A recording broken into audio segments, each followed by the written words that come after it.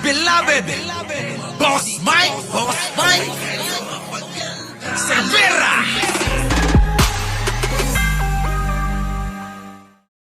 Alam nyo, may nakausap po akong isang malapit, paano ba? Hindi ko naman sasabihin yung pangalan, ano? May nakausap po ako kanina, isang malapit, nakakilala. Ito pong mga gumagalaw, dyan po sa grupo nila Mike Defensor, ano? Style talaga nila yan. At sinabi niya na hindi pa titigil itong grupo na ito sa paglalabas ng mga fake news nila. Kasi ganyan talaga yan. Oo, yan yung eksperto nila. Maglabas ng mga kasinungalingang balita, mag-aarkila ng mga tao na ipapahamak nila, susuhulan nila ng mga kwarta para magsalita sa gusto nilang mangyari at marinig ng mga nila mismo at ng mga taga-suporta nila. So ibig sabihin, may batch pa talaga to. May ikalawang batch pa. Baka nga may 3, may 4, may 5 pa po eh. Hindi ho matatapos yan mga kababayan ko. At ngayon nga, sana kumilos na yung PNP, AFP, DOJ pala, at saka ng etong NBI, ano po. At syempre mga kababayan ko, dapat pati tayo, hindi lang ho sila. Dapat marinig ho yung mga paliwanag natin na ipaliwanag na etong mga ginagawa nilang ito ay isa po itong pagpapahina. Ano po? Isa po itong pagpapahina ng ating ekonomiya. Sa bagay, yun naman talaga ang gusto nila. Alam nyo naman si Duterte, utak NPA yan, mga kababayan ko. Di ba? Ito na, pasok na natin. Pasok! Sinasabi niyo ba, sila ng lahat ito? Wala nang hindi lumalantad. 18 Marines to, tapos merong, si Gutesa, panlabing siya. Meron pa bang iba na hindi pa nako-convince? Ayan. Ayan na ho yung si Bingot, mga kababayan ko alam nyo naman yan, kita nyo naman yung itsura, lakihan natin. Tingnan nyo, stress na mga kababayan, mukhang nape-pressure na si Mike Defensor, hindi ho Mike Cervera. Yan po, si Mike Defensor, mga kababayan ko, mukhang nape-pressure na. Pasok. Hindi, Katunying, ang pagkakaalam ko, meron pa talagang sinasabing second batch. Ang pagkakaalam ko nga, batay sa mga pag-usap namin ni Attorney Levy, maaari nga daw lumabas lahat eh. Pero as of talaga nga, maaari daw sanang lumabas lahat eh. Palabasin mo na, Mike Defensor, ikaw, may PM ka pa eh. Tuloy. 3 days ago, malalim. Kasi naggagalawan yung mga tao, may mga pagtatawag, may mga messages sa mga sundalo. Tignan yung mga kababayan yung sinasabi niya, meron daw pananakot sa mga tao, may pagtatawag daw sa mga sundalo. Tignan nyo yung kwento, napaka-imposible nito. Na sabihin natin, pinapaatras o pinapatigil dun sa kanilang mga sasabihin. May merong nag-e-effort na wag silang tumuloy, gano'n. Oo, marami. Diba? Alam nyo mga kababayan, ginagawa tayong bata ng mga ito sa bagay, yung mga DDS, bobo kasi.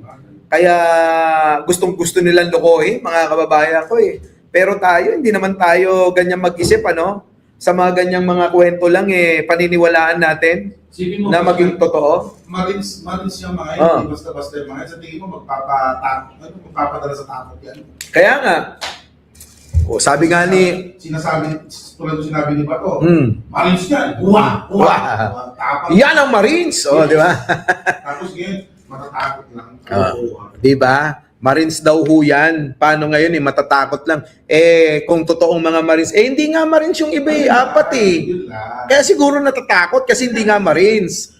Pero kung Marines talaga yan, mga kababayan ko, sanay yan na magtaya ng buhay. Di ba? Kaso nga, hindi. Hindi yung iba. Sige, tuloy. Mike Defensor, paliwanag mo. May effort na ginagawa. In fact, katulad kahapon lang sa Club Filipino, sinundan pa itong mga sundalo eh. Yung mga nakamotor na sumusunod. Laksang matignan. Putang ina! Ay, sorry!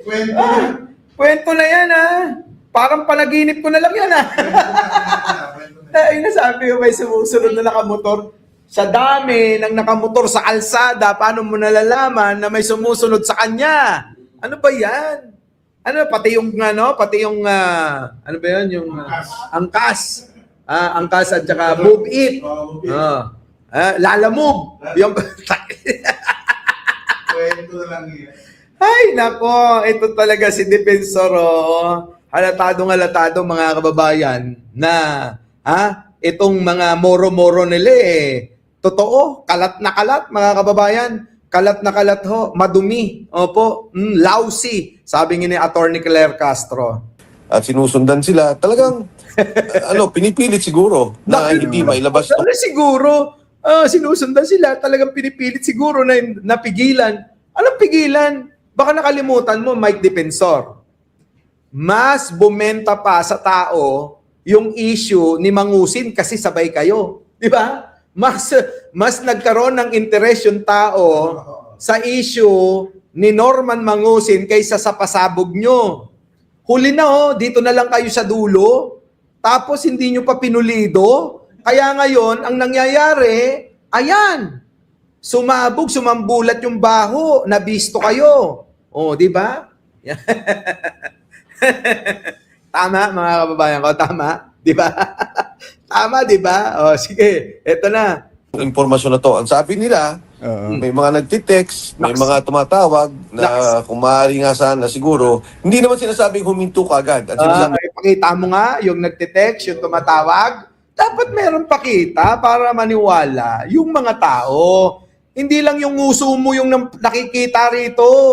Kasi yung uso mo halatado. Halatadong tinahi, Pero mga kababayan, hindi yun. Adlib lang yun. Dito po tayo sa makatotohanan. Total naman, nagpalabas na pala kayo. Dapat binanggit nyo na sa presscon yan. Sa presscon pa lang, wala naman kayong binanggit Kundi nakatuon lang kayo sa pagpapabango kay Duterte. Napansin nyo ba yon? Ang ending mga kababayan ng presscon nila, si Duterte ay mabuti. Buti pa nung panahon ni Duterte. Puro ganun Anong tawag doon? Di halatado na yon. Nako, Diyos ko. huwag muna kayo lumabas, mag-usap muna tayo. Pero alam nila, ang patutunguhan noon talagang patigilin at huwag silang magsalita. At isa publiko yung mga sinabi nila. Hindi nga napansin. Alam nyo ba na may tumawag pa sa akin? Hindi ko nababanggitin kung sino, Sabi niya, ano yung 18 taga-gobyerno. Ano yung 18 na Marines? Ay, dapat nga, boss, ako magtanong sa'yo Ano nga ba yun? Putang ina. Sabi niya, hindi namin alam. Walang kwenta, walang pasabog na yun. Walang kwenta. Kasi daw, mas nakatuon daw yung tao doon sa pagkakahadampot kay Norman Mangusin. Mga kababayan, yung mga pasabog nyo, sinapawan, mas gusto ng tao pag-usapan yung issue ni Mangusin kaysa dito sa mga pasabog nyo. Naku. Kakahiya, Puta, nagpa-presscon ka. Tapos, kinabukasan pa bumenta. Natapunan. Palaus ulit. Palaus na ulit. Wala na. Kaya lang, wala tayong topic. Kaya sige na, pagbigyan na natin sila.